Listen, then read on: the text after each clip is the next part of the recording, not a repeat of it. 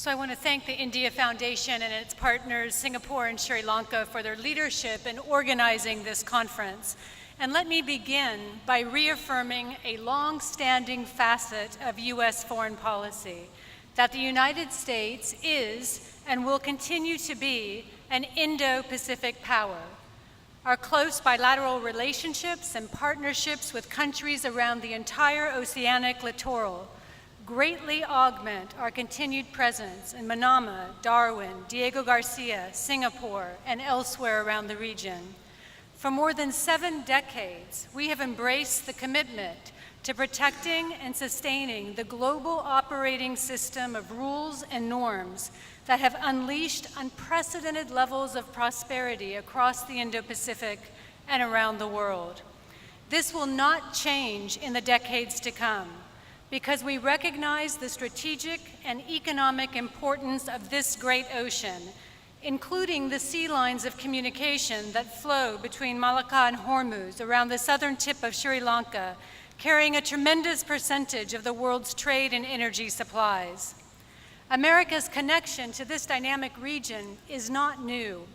More than 2 centuries ago, ships from New England sailed along trade routes in the Indian Ocean, carrying spices, tea, and even ice between Boston and Calcutta. Here in Sri Lanka, the first recorded arrival by Americans was over 200 years ago, in 1816. Fast forwarding to today, our partnerships and shared strategic interests in this region remain as compelling as ever. In the next few minutes, I want to share our vision for the Indian Ocean, as well as the precepts guiding U.S. engagement and diplomacy. First, we must have a common vision for the Indian Ocean that enhances economic growth, transparent development, and regional integration. Regional initiatives that prioritize accountability, open markets, and delivery of tangible benefits to citizens of the region will be the most sustainable. Second, countries must be able to effectively counter security threats in the Indian Ocean, as well as respond to humanitarian and environmental disasters. Through joint capacity building and exercises, we can share the security burden in this increasingly complex region. And finally, we must support a principled regional architecture that unites us to uphold international standards, including freedom of navigation and the peaceful resolution of disputes. All nations have the right to freely fly, sail, and operate wherever international law allows. So let's start with the economic imperatives. The Indian Ocean, as you have heard, is the fulcrum of global trade and commerce, with nearly half of the world's 90,000 commercial vessels and 2/3 of global oil traveling through its sea lanes. The region boasts some of the fastest growing economies on Earth and is home to 1/4 of the world's population, 500 million of whom still lack access to reliable power. We believe that bolstering economic integration will lead to sustainable and inclusive growth. For example, if South and Southeast Asia reduce non-tariff barriers by 50%, an ambitious but attainable goal, increased intra-regional trade would net $568 billion in increased GDP by 2030. Already, American companies are operating across the region, supplying everything from bottled drinks to airplane parts. In India alone, over 600 American companies have contributed to a 500% increase in foreign direct investment over the past 2 years. The United States plans to deliver $600 million of investment in Nepal's transportation and energy sectors, yet another sign that our commercial ties to the Indian Ocean are growing deeper every day. And we're partnering with South Asian countries to develop legal and regulatory regimes that encourage transparent FDI, build resilient energy infrastructure, and connect budding entrepreneurs to the resources they need to develop their ideas. As President Trump and Prime Minister Modi underscored in a June summit, both India and the United States are committed to bolstering economic connectivity through transparent infrastructure development and responsible debt financing practices.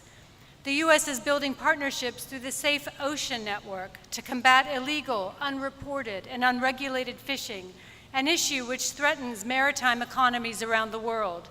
And this initiative encourages coordinated action to detect violations, enforce laws, and prosecute those engaged in illegal activities. In South Asia, our regional partners are doing their part. India is forging stronger trade and infrastructure ties with its neighbors through its Act East policy. Bangladesh, India, and Nepal are implementing a motor vehicle agreement that allows the free movement of goods and people across their borders. And right here in Colombo, our Container Security Initiative is helping ensure the security of the Port of Colombo, helping it grow to become the most important transshipment port in all of South Asia. We also commend the progress we see in BIMSTEC and hope that agreements on electricity grid connectivity and transport can be finalized before the next summit. While the region offers unprecedented opportunity, it's also confronting a myriad of security challenges, including terrorism, transnational crime, trafficking in persons, and illicit drugs. And to combat these challenges, the United States has sought to improve intelligence sharing among regional partners and improve capacity building in areas like community policing, counter-narcotics, aviation security, container security, non-proliferation, and forensics analysis.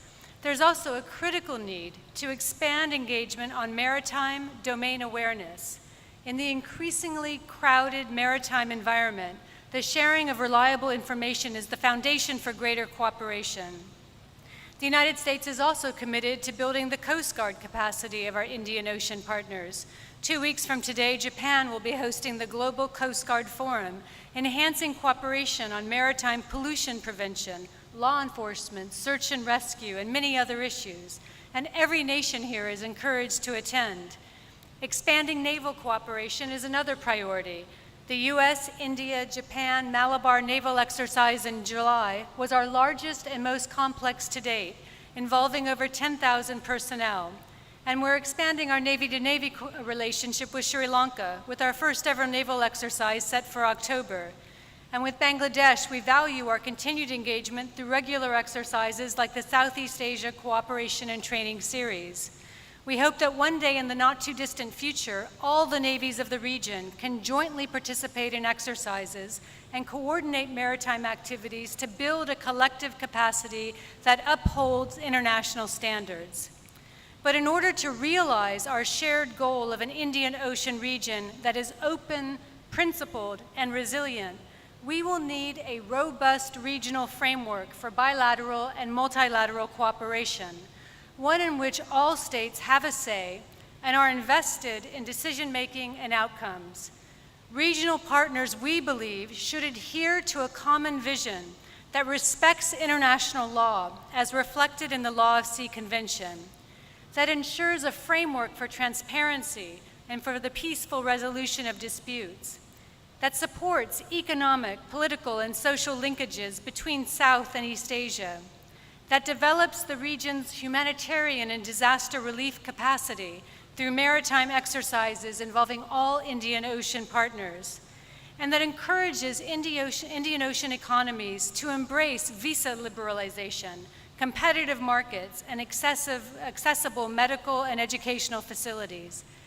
Last month, President Trump proclaimed that the United States is committed to pursuing our shared objectives for peace and security in South Asia and the broader Indo-Pacific region. Our desire for a common vision signifies our enduring commitment to this region and our shared goals of promoting peace, security, freedom of navigation, and a sustainable and open architecture across the Indian Ocean. We invite every nation here to join in this common endeavor, and through our collective leadership, we can be a model for the rest of the world. Thank you very much.